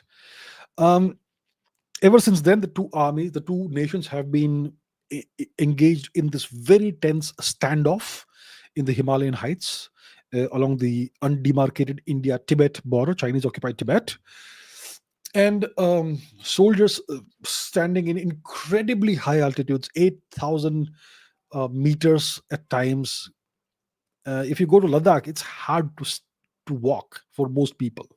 You know, um, there's very little oxygen up there in those heights, and you have soldiers who have to carry equipment and all. So it's very grueling, very difficult, and hundreds of thousands of soldiers on both sides staring each other down from close range. That's the situation. That's what the situation was like. The past 1 year, there's been, one could say, significant disengagement from both sides, so that the tensions have come down, the temperature has come down, patrolling uh, has resumed in the old style in the old areas and all that. And yeah, the hostilities have come down. The possibility of something going really badly wrong between the two nations has also come down. But at the same time, the Chinese are doubling down on infrastructure on their side of the border. So it's not like, so the close proximity standoff is gone, but the Chinese are, entrenching themselves and uh, enhancing their military infrastructure on the Tibet side of the border. So it's not like all is well. The Kailash Mansarovar Yatra will resume soon. So there are some so-called confidence building measures and all. And the Chinese, they, they probably did this because they could sense that the Western markets were soon going to be a thing of the past for them. They would no longer have access to it, and that's precisely what's happened with the tariffs that Trump has imposed on them. So the Chinese probably thought that we would like to have access to the Indian market, and if we, show signs of friendship, then that could happen. So if we lose the access to the Western and European markets and the American market, then we can have access to the Indian market, and we can keep exporting to the Indians. That probably was a scenario that they were trying to uh, make happen. But now, with whatever has happened now, they have chosen to stand on the side of Pakistan. So that's the end of that. That's the end of the so-called India-China rapprochement that supposedly was happening. I don't see that happening anymore. Um, I'm not sure about Shine or whatever it is who has come in. We can always ask them to leave if that's the case. And I'm not sure about the BYD investment either. I've not really looked into those matters, so I cannot answer your question. But big picture, macro perspective, the India-China rapprochement is now a thing of the past, clearly. Mriganka Sekhar Biswas says, with the Chinese state media amplifying false narratives about India's Operation Sindoor. Yeah, good point, good point. Beijing's defense technology stumbling and a visibly tighter China-Pakistan axis. Are the Chinese officially now playing big daddy to Pakistan in the Indian subcontinent's power games? The short answer is yes. The Chinese are the new big daddy of Pakistan. Pakistan is now a Chinese vassal once again. For the majority of the 20th century, they were a US vassal. Um, in the early 2000s, they were a US vassal. Once Osama bin Laden was discovered and taken out, allegedly, by the Americans then kind of lost interest in Pakistan. And for a decade or so, from maybe 2012 to 2022, the Pakistanis were a Chinese vassal state. In 2022, for a brief period of time, the Americans took over again. They effected a regime change operation in Pakistan.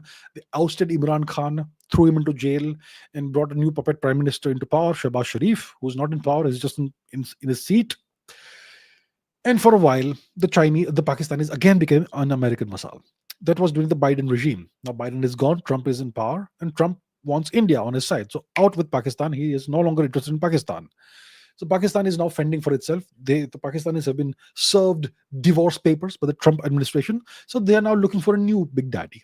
And obviously that's China. And China will be happy with that. So China is, yes, now the big daddy of Pakistan in the region. Right? And for a while, for a few months, the Chinese media was saying nice things about India. The Global Times was talking about India and China in a nice manner. The Global Times is a very harshly virulent media outlet. It's an official Chinese state media outlet. But the past 2 days, they have been trying to amplify Pakistan's false claims about shooting down, I don't know how, 5 Indian aircraft and so on. Absolute lies, but the Chinese state media has been amplifying that. And I tweeted, what next? Are you going to claim that the Pakistanis shot down a fleet of Indian UFOs? And what? What else? So, yes. So the Chinese media was very much, it's still in the process of amplifying lies Pakistani lives about India's Operation Sindoor. So yes, the Chinese are very much on Pakistan's side, and they are now officially Pakistan's big daddy. The Americans have, moved away from Pakistan because they need India on their side in the entire big geopolitical reset that we are seeing right now. There's a huge, there's a huge geopolitical reshuffle happening in real time in the world. You can see it happening day by day. The world order is rearranging itself. It is being rearranged by these power moves of the US and other nations. And India has to decide where it stands in the matter. And it's a complicated game. When it comes to when it comes to Pakistan, we are very much on the side of the West. But when it comes to Russia, it's complicated. We are not that much on the side of the West. We will not give up on our relationship with Russia. We may make people believe for a while that it is so. For example, for example, I mean, I am guilty of amplifying that for a little bit. Let me tell you what happened. So, um, on the 9th of May, there is the Russia Victory Day parade in Moscow. And Mr. Putin has invited President Xi Jinping. President Xi Jinping has already reached Moscow. Mr. Putin had also invited Prime Minister Modi to attend the same event. Prime Minister Modi said he could not attend the event. He and he had nominated Mr. Rajnath Singh to attend the event, India's defense minister. So a very high-ranking minister was supposed to go to Moscow and attend the event. But then 2 days ago, even Mr. Rajnath Singh pulled out, right? And so it was a good time to tell the West that, you know what, India is becoming closer to the West, and you can expect more India-West tango in the next few months. And India is now distancing itself from Russia. But the actual reason why Mr. Modi and Mr. Rajnath Singh pulled out from the May 9 event is because there was another event planned for May 7th, which was Operation Sindoor, right? And so on. So, yeah, that's what actually happened. Okay, Photo Heer One Patel says, is war with China inevitable regardless of who's in power in China? Why do the Chinese feel threatened when it comes to India? Look, war with China is not even inevitable. But if we are not careful, we could get embroiled in a war with China. Under what circumstances could we get embroiled in a war with China? If the Chinese don't respect us enough and are not scared of us enough, then we could get embroiled in a war with China. See, the one thing that we have that is on the same level as China is the nuclear option. Officially, if you look at official Western figures, the Chinese have about 600 warheads and we have about 172 or something warheads. So there's a discrepancy, but when it comes to nuclear weapons, even one is enough, right? But it is also true that no sane power, no rational power actually wants to use nuclear weapons. So if we take the nukes out of the picture, then there's a huge disparity in the hard power of China versus the hard power of India. The Chinese are about 3.5 times more powerful than India. India is small compared to China. China is 3.5 times bigger. If India is 10 feet tall, China is 35 feet tall. Do you get it? That's what I mean. That's by simply measuring hard power, raw hard power, economic and military power put together essentially, plus other factors. So, as long as the Chinese feel that a war with India will end badly for them, as long as they feel that way, there won't be a war with India. But if they feel that India can be pushed over and it will be advantageous for the Chinese to go to war with India before India gets too big, then probably war is inevitable. So the way to ensure there is no war is to be forever prepared for war. The only way you can have peace is by always being ready for war. It's a paradoxical thing. So it means that India has to invest in its military. India has to keep investing more in its military budget. Maybe India needs to raise its military budget. Now that we are in a situation of war with Pakistan, and the Chinese may want to get involved, India should, I think, ramp up its military budget. See, in 2021, number one military budget was America. Number two was China. Number three was, who was it? Perhaps it was India. But today India is number four. Why? Because Russia has shot up ahead of us. Russia's economy is way smaller than the Indian economy. But Russia's military budget is way ahead of us now because they are in a situation of war, the Ukraine war, which is a proxy war against NATO. So when you are in that situation, you have to invest more in your military, and you can do it without destroying your economy, because by investing in the military, you can actually set up more industries, more manufacturing industries, which will generate employment and much more for the country. So you can create a military economy that's good for the country and also ramps up the military strength of the country. So I think it may be time for India to start raising its military budget, right? Uh, it's something we should think about. The main thing is the Chinese will not go to war with India as long as they respect and fear us. Respect and fear are essentially two sides of the same coin. You don't respect someone you don't fear. Okay, mostly in the world of geopolitics and hard power, respect and fear are synonymous. So they have to be afraid of us to a certain extent. And they have to be afraid that if they go to war with India, they'll end up losing more than they will gain. Only in that case, in that scenario, will they choose not to go to war with India. But if you have this big nation of India, and if breaking it up into multiple pieces will be advantageous for the Chinese, they may seriously consider war with India. So war is not inevitable. War will not happen as long as we take the right precautions. We have to rise as a military power as well as an economic power. And we have to be smart in doing that. We have to especially see, we are a missile superpower. We have some of the best missiles in the world. But we also need to invest in the naval aspect of our military. We need to become a genuine maritime power. We need to be visible all across the Indian Ocean. It's called the Indian Ocean, but when you are there in the Indian Ocean, do you see an Indian presence there? The Indian presence should be constant. Wherever you go, you should come across Indian warships, right? Then you can say it's your strategic backyard. And to do that, you have to stop investing in these giant obsolete monsters called aircraft carriers.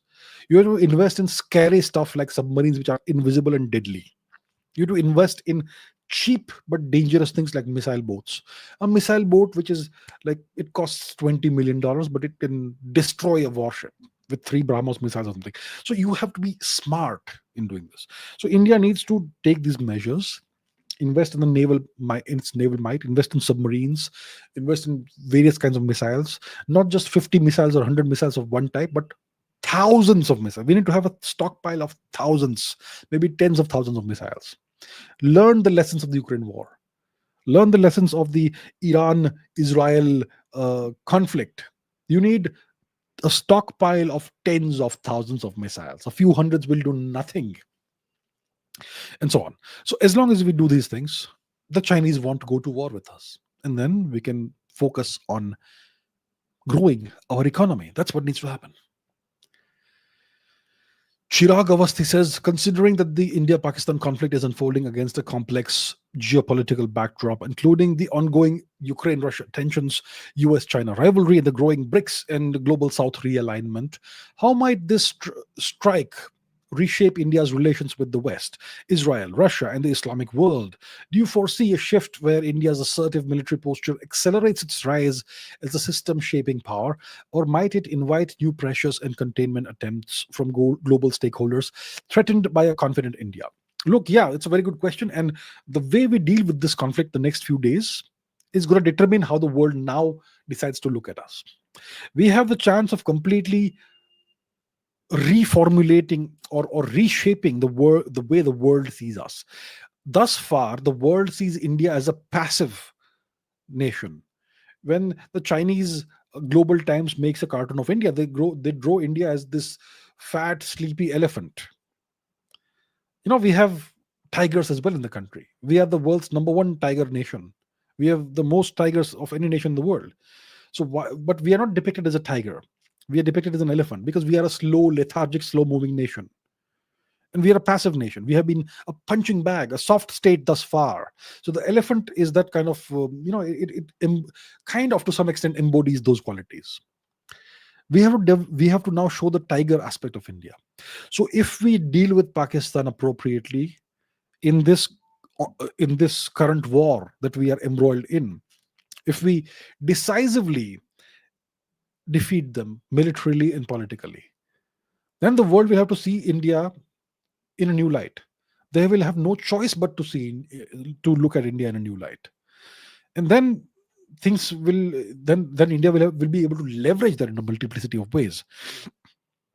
So yes, what's happening? This conflict, this new war, is unfolding against a very complex geopolitical backdrop.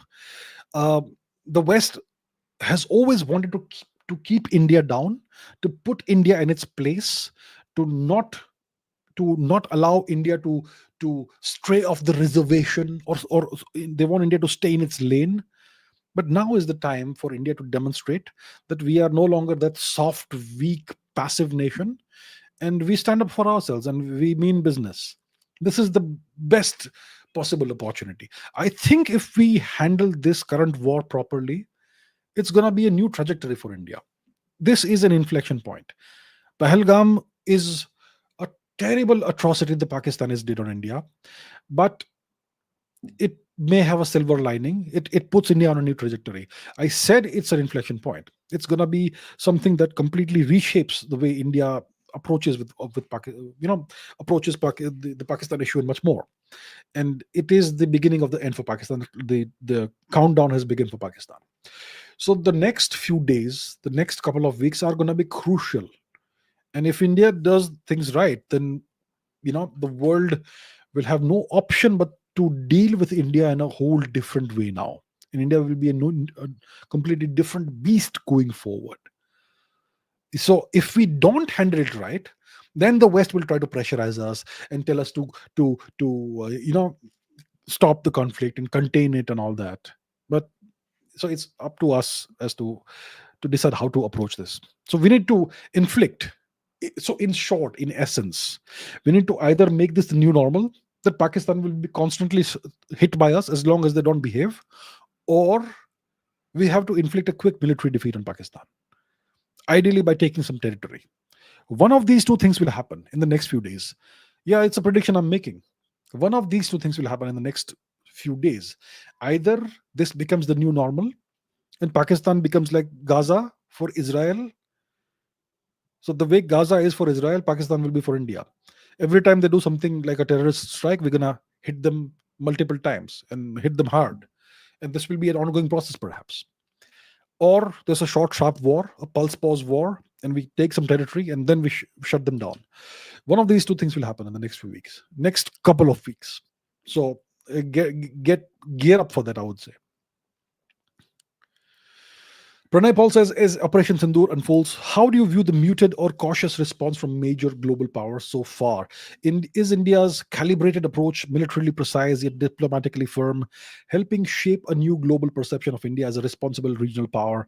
Internally, too, from air raid drills to communication strategy, does this reflect a deeper national readiness for sustained geopolitical assertion? It does, very much so. India is no longer the India of 2019. 2019 we did Balakot, right? And at that time it was something unheard of. Nobody had dreamt that India would do an airstrike on Pakistan from within Pakistani territory. The first time since 1971 that India launched an airstrike on Pakistan, 2019, right? And yet one of our guys was shot down, and we had to threaten Pakistan with annihilation, with a night of Brahmos missiles, for them to send Commander Abhinandan Vartaman back. That was 2019. That is no longer the case. Today's India is 6 years ahead of 2019. It's a whole different beast. Today, we don't even need to send fighter planes across the border. We can hit Pakistan at will from standoff distances. India is only going to keep getting stronger and more powerful in this manner. So India is no longer the India of 2019. And the world is watching cautiously right now. They are wondering, what will India do? How will India approach this? If we show signs of weakness now, then you know it'll be the same thing. It'll be the same old thing, and we may kind of lose a little bit of credibility. And that will very, very much reassure the West and the world that they can handle this India. But if we do what I have been saying, that we inflict a genuine proper military defeat on Pakistan, or we make this war situation a new normal for Pakistan, that they are constantly at war with India and they can't hit India. If one of these two things happens, then it will completely reshape the way the world looks at India. A lot of people will be very, very deeply upset about this. No question about it. In the West, uh, and they will try and paint India as a non-responsible global power, regional power, whatever you want to call it. But it needs to happen. Right now, they're waiting and watching. Um, so yeah, that's where we are, and we need to, deal with this the right way. Pranay Paul, again, if Pakistan's territorial integrity begins to dissolve post Operation Sindoor and the Pahalgam response, how might global financial institutions like the IMF and FATF react? Could we see a shift in how rogue or failing states are economically handled in the multipolar world? Also, will India's assertive diplomacy now become a blueprint for other rising powers facing cross border terrorism and proxy warfare? Look, we are the only major power facing cross border terrorism and proxy warfare. Nobody else does, nobody else faces this. And this is a legacy of the previous Cold War. Um, so, okay, so so I addressed that part of the question. Now, if Pakistan starts breaking up, if its territorial integrity begins to dissolve post Operation Sindoor, if Balochistan declares independence, if Sindhu Desh declares independence, if Khyber Pakhtunkhwa opens the border with Afghanistan and says we are now one with Afghanistan, what happens? How does the IMF react? How does FATF or whatever react? They can't do much about this, first of all, right? And they can only deal with sovereign nations. They cannot deal with nations that are whose boundaries are evolving, and nations that don't really have a government. When a nation is breaking up and its borders are being reshaped in real time, it means that the nation has no viable government. Otherwise, that would not happen, right? So when a nation is rudderless like that, IMF, the World Bank, whoever, they are of no use and they can't do a thing about it. They just have to wait it out until the situation stabilizes and some kind of new governance entity emerges in that nation, and then they can deal with that. Um, so yeah, that's the thing. Pranay Paul says, given Operation Sindoor and India's calibrated but firm posture post Pahalgam, are we witnessing a shift in India's military doctrine from reactive deterrence to proactive containment? Could this be the long overdue strategic pivot to neutralize asymmetric threats permanently, especially with global backing quietly aligning? It helps if the global backing aligns with what is in your interest. I think we are definitely witnessing a shift in a change in India's military doctrine, and this is a change I'm sure was planned from a long time ago. I'm sure after Balakot, the next phase of retaliation, in case something like this happens, was planned. I'm sure this process of planning happened over the course of a few years, but you know a nation like India has something called contingency plans. The next time Pakistan does X, we will do this. But if Pakistan does Y, then we'll do that. So we have a set of contingency plans for each scenario. And these are all pre-decided, pre-worked out well in advance. And when something happens, we simply execute. So it means the doctrinal shift has already happened. So yes, you're right. This is a shift in India's doctrine. We are now seeing it in real time. We are no longer going to be a reactive nation that simply tries to deter by taking out terrorists from within our borders. Now we're going to go across the border and take out the terrorist infrastructure at the roots. So yeah, it's long overdue and it's great. It's time India behaves like this. The Baron Zemo says, do you believe India now needs to declare or adopt a clear offensive counter-terror doctrine as state policy, given the repeat provocations we have faced for decades? I think it's happening. We are seeing it in action now. It's very clear that our approach to Pakistani terror operations has changed completely. It's very clear now. So we have a new doctrine. Clearly, we don't announce these things. The Americans like to put out their doctrines and publish them in the public domain. You can go to their websites and you can see their current doctrine, which may not be the exact doctrine. I'm sure there is a secret doctrine as well, which is not for public consumption. But the Americans have a policy of making everything public. We also have military doctrine. but we don't make it public. So when the doctrine changes, the world can see it only when it's executed, implemented.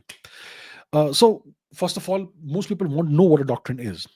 In military terminology, how do things work? Let's go bottom up.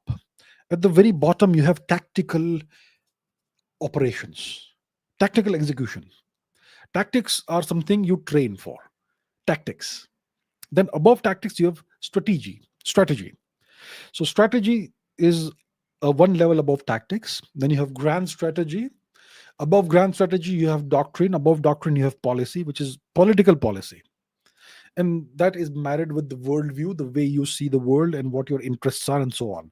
So you can create a nice diagram and show that. But so doctrine is, it's a combination of art and science. That's what doctrine is. Doctrine essentially means this is how we do things. Okay. And when your doctrine changes, it means that now we no longer do things this way, we do it now that way.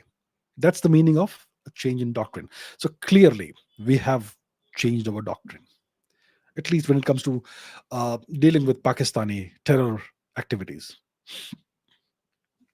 PS 1010 says, crazy number of Indians who are not aligned with the Indian national interest. The blame lies with the Indian state for creating and cultivating these groups and keeping the majority in check, for keeping the majority in check. But now there are so many groups like that, you have to look for actual Indians with a microscope. There are so many Indians who don't align with the Indian national interest. What's the reason for this?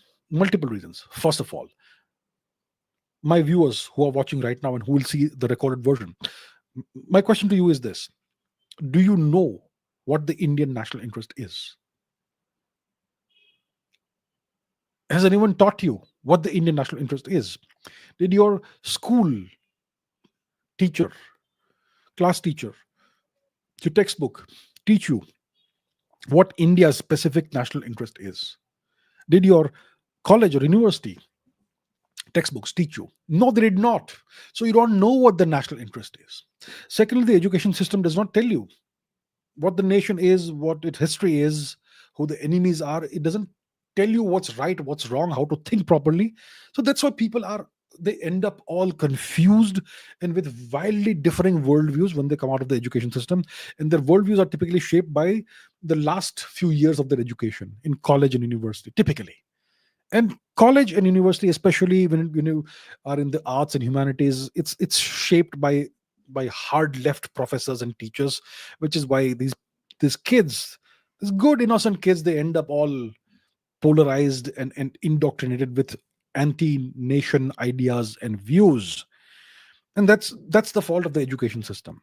If you want a high quality population that's aligned with the interests of their own civilization, you need the right kind of education system, which is why I have been saying for so many years we need to reform the education system. It's not enough to strike at Pakistan. The education system is creating enemies within India. And your new education policy is like putting a band-aid, at the risk of repeating myself, it's like putting a band-aid on a gunshot wound. It's high time the government of India takes education reform seriously. But it doesn't seem like it's the case. So yeah, there are so many Indians who are not aligned with the Indian national interest, unfortunately, and that's sad. And it's so visible, it's so obvious, it's so out there in your face. Okay, next question. Anvit says, given Pakistan's recent reactions and the potential for Asim Munir to escalate tensions in a face-saving move, how do you think India should strategically position itself to prevent further provocation while ensuring it remains prepared for any unforeseen escalation, especially in terms of military readiness, cyber warfare, international diplomacy? Diplomatically, we have to talk to everybody, all of our friends and non-friends also. There are lots of nations who we are on friendly terms with. We need to engage with them diplomatically on an ongoing basis and explain to them what's happening and why we are doing what we are doing. Okay, we need to educate them about why are India and Pakistan fighting each other and who has started the fight and what's the cause, and so that's one element, the diplomatic element. We need to talk to all our friends and even those who may not be very friendly with us, but we need to keep talking with them, engaging with them. Cyber warfare, don't worry about it, we're good. India's apparently scary good at cyber warfare. So we don't discuss it, but that's that's as far as I will tell you uh, what I can say.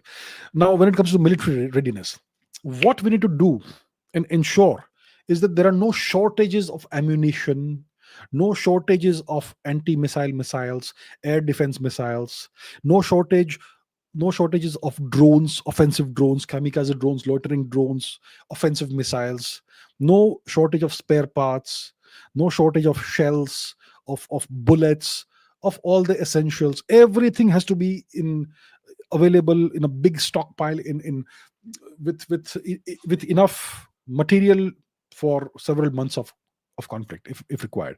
As long as you have that, we're going to be able to comfortably deal with Pakistan, and of course the strategic oil reserves and all that. So basic things you have to get right when you're dealing with a nuisance like Pakistan. As long as there is and of course we have to be uh, on the alert for any terrorist activity. Pakistan may be tempted to do that because that's their nature. They're a terrorist nation. So but they may try and unleash some terrorist attack on some part of India, inside India. We have to be careful about that. So if as long as we do these things, we'll be fine. Abhinav Mishra says how to deal with the fake news peddled by our own Indian media. We're seeing a lot of that. There are certain Indian media outlets that want to take the side of Pakistan. A certain media outlet said that 3 Indian planes are confirmed down, right? And then later, those individuals, I won't use the word "oh" here, those individuals deleted the tweet and then they said that it was a mistake. They did not really apologize for it. And I usually don't use harsh language on social media, but I did use harsh language for that particular thing. So yeah, India has it's more than its share of anti-nationals, and that's because they people like these are most likely on the payroll of outside forces. So maybe it's time the government cracks down on these anti-nationals and makes an example of some of them. Maybe it's time for that to happen.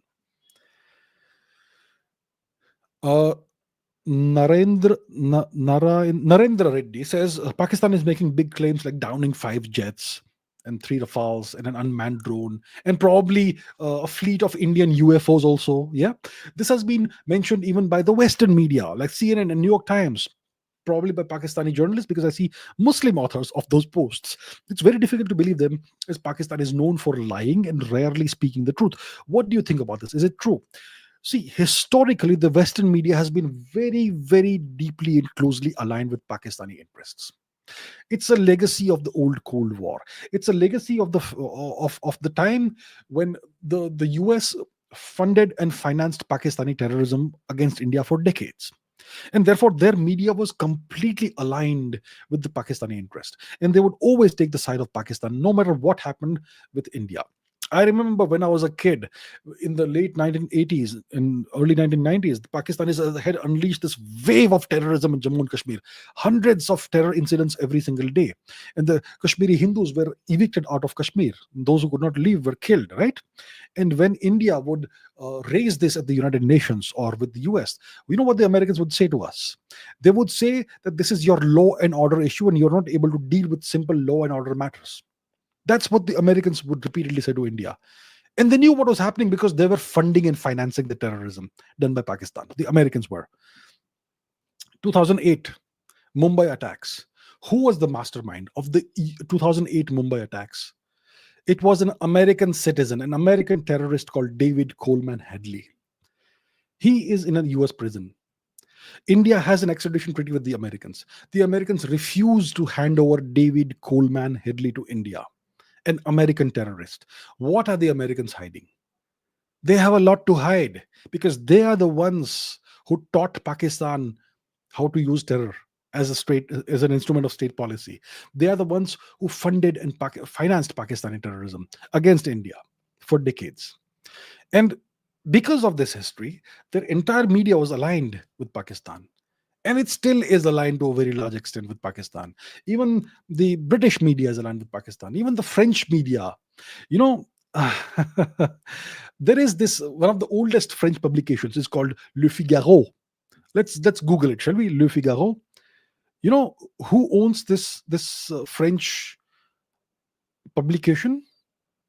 Let's look at this. Let's look. This is important. Okay, Le Le Figaro.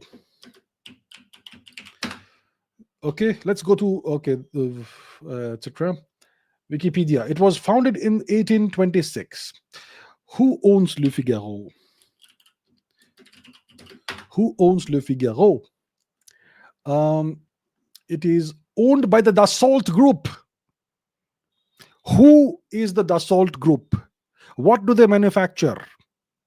The Dassault Group manufactures the Rafale fighter plane, which they sell to India. And they are the owners of Le Figaro, France's oldest newspaper, which is bitterly anti India. Isn't this interesting, my friends? Isn't this interesting? Le Figaro, blatantly anti India, strongly pro Pakistan, owned by Dassault Group, which makes the Rafale. Very interesting. Very interesting. So that's the history of the Western media. They're very strongly pro Pakistan. And maybe India should use some leverage over them. It's high time we start doing these things. It's high time we just stop being a nation of pushovers. If you want to do business in India, you better be pro India in all ways, in every single way. Anyhow, Mriganka Shekhar Biswas says, what geopolitical strategies and media diplomacy tactics have enabled Pakistan to swiftly dominate transnational media narratives, and why is India comparatively lagging in establishing its counter narratives despite its global economic and strategic influence? Because the Western media is very strongly aligned with Pakistan for historical reasons. And the Pakistanis have played the game better than in India. In the West, in the US especially, corruption is legalized. It's called lobbying. Okay? You can give money to politicians and media and all that if you do it through a process called lobbying. So there are lobbying firms that you hire, and that's how you launder the money and so on. And India can also do that, but India has never done that. India has never hired lobbying firms to put forth India's narrative. The Pakistanis have been doing that for decades. We have more money than Pakistan, but the Pakistanis do it. We don't do it. I don't know why we don't do it. We choose to do nothing. So that's why the Pakistani narrative typically is more influential than the Indian narrative. It is high time India starts using its geopolitical and economic leverage over these nations. If you want Amazon to do business in India, then maybe the Washington Post, which is owned by the owner of Amazon, should be more strongly pro India and entirely anti Pakistan. Maybe it's time that happens. So we need to start using leverage in this manner. We need to isolate Pakistan entirely, economically, diplomatically, in all other ways, through sporting ties. Every way we need to isolate Pakistan. If McDonald's wants to operate in India, it needs to choose between India and Pakistan. You either operate in India and have access to the Indian market, or if you love Pakistan's market so much, you can operate there and you can no longer operate in India. You make a choice. Give the same choice to Coca-Cola, to Pepsi, to Domino's, to KFC, to every American and Western company that wants to operate in India. Give everybody the same choice. Choose India or Pakistan. You can't have both. Right?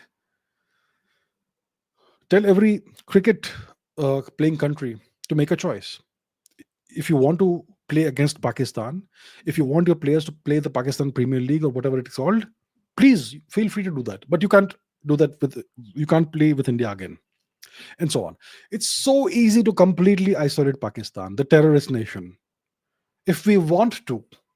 So don't you think, my friends, it's high time that happens?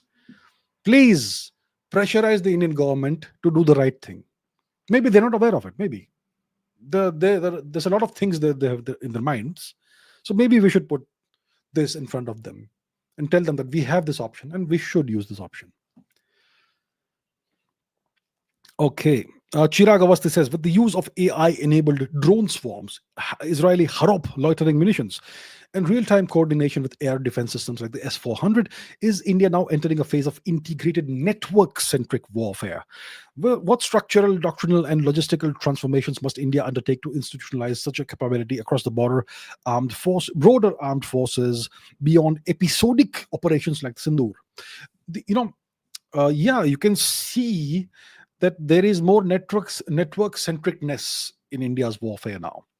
So we have loitering drones which collect information in real time, signals intelligence, other visual intelligence, and so on. Yeah, uh, we have medium altitude, long endurance mail drones or hail drones, which will loiter for days if required, which will be doing this reconnaissance and intelligence gathering. Then you'll have these killer drones, which are also loiterers, like the Harop drone, which will be networked with the bigger ones, with the hail or mail drones. Then you have the S-400, which may or may not be talking to these systems. Then you may have fighter planes, which are networked or may not be networked. Then you have AI-enabled drone swarms, which are other drones which do the things. So all of this, if you can network it together, it creates an entire integrated, synthesized view of the battle space that no one person or one fighter plane can see. And you can integrate this in real time through satellites and whatnot. But for that, all your systems need to be able to talk to each other. But if you have an S-400 which can't talk to a Rafale, then it kind of creates gaps. So what? So we are kind of going in that direction clearly. Network-centric warfare, integrated network-centric warfare. But for that to happen properly, we need to manufacture all of our own equipment. So that's what needs to happen. Eventually, we will get there. Eventually. Arka Manna says, does Pakistan really want a small scale war with India? Why is the US and West not imposing sanctions on Pakistan for harboring terrorism on its soil? The West doesn't want to talk about Pakistani terrorism anymore. No, no, no. We will not. We want to wash our hands off Pakistan. Wash off. Let them go to China. That's what the West is doing right now. That's what Donald Trump is actively doing. He has washed his hands off Pakistan. He's okay with Pakistan falling into the Chinese embrace. And the West doesn't want to talk about Pakistani terrorism. Donald Trump also said that India and Pakistan have been fighting for 1,500 years, apparently. So, why is the West so reluctant to talk about Pakistan terrorism and all that? Because the West funded and financed Pakistani terrorism for decades against India, the US. So that's why it's a very inconvenient part of history for the US. And they want India on their side right now. So I think so that's why they're keeping their hands off the matter. And Pakistan now is kind of on its own unless China comes to the rescue. Harsha says, could Turkey's consistent support for Pakistan, a rogue nation teetering on the edge of failure, be driven by deeper strategic ambitions, such as gaining access to nuclear technology that might eventually shift the balance of power to Central Europe? In Central Europe, could such a move serve Turkey's broader geopolitical interests and Erdogan's aspiration of reviving the Ottoman Empire or something like that, a neo-Ottoman Empire? Look, there are multiple reasons why Turkey and Pakistan have this synergy or whatever it is. The first of all, the Pakistanis. How do they define Pakistan as a nation, or how do they define being a Pakistani? What does it mean to be a Pakistani? According to Pakistan, being a Pakistani means not being Indian. They define themselves by what they are not. Look, so 80 years ago, they were all Indians, right? Their ancestors were Indians for tens of thousands of years. But today they have chosen not to be Indians. So they reject being Indians. And that's why they are looking for new sources of ancestry or whatever. So for many years they pretended to be Arabs, the Pakistanis. But the Arabs don't like them. So the Arabs now say, get lost. You are not Arabs. You're Hindus. For Arabs, Hindus means a geographical region, India. So then now the Pakistanis are trying to become Turks. So our ancestors were Turks. I think Imran Khan even said that once as the Prime Minister of Pakistan, that the Turks ruled India for 1,000 years, and that's our ancestors. They're not even Turks, actually. Even the Turks themselves are Greek. So, but anyhow, there's this the Pakistanis need some kind of fake ancestry, so they look towards Turkey for that. And of course, there's the religious connection, the Sunni Islam thing in both nations. So, and obviously, Turkey would not mind tapping into a little bit of the nuclear technology that Pakistan has. They know that Pakistan is a mercenary nation. They are available at the right price. So makes sense for these two nations to work together. And Turkey, its history, Turkey doesn't have a history. Turkey doesn't have a history. Turkey has a criminal record. So very similar nations. So that's why it's not surprising to see Turkey's consistent support for Pakistan. Adi says, if Asim Munir again makes a stupid move and attacks India in response to whatever happened, we clearly said it's a non-escalatory action and attacked only the terrorist camps in Pakistan. So if Asim Munir does something stupid, will that be the perfect opportunity to take back some land of PoK? Actually, yes. Pulse pause war. If push comes to shove, we pulse. We pulse 20, 30 kilometers forwards, if required, 50 kilometers, maximum 72 hours. And then unilateral pause, end. That's it. We defeated you. PoK, great choice. Take Muzaffarabad, take whatever. It may happen in the next couple of weeks, or maybe the next 3-4 days, if the Pakistanis are stupid.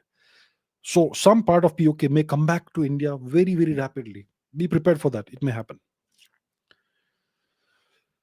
Varun Kumar says, how far is this going to escalate? It doesn't look like this has ended yet. It's just phase one. What would or should be India's end goal here? It's ongoing. I came into this room 2 hours ago. I saw on TV the Pakistanis were trying to target Jammu. They were trying to strike at Jammu with missiles and drones. So it's ongoing. They are choosing to attempt escalation. They have essentially no choice, because if they don't do it, then the Pakistan army loses all legitimacy and credibility in the eyes of its own people. And that is do or die for Asim Munir. So we are in a state of war with Pakistan now.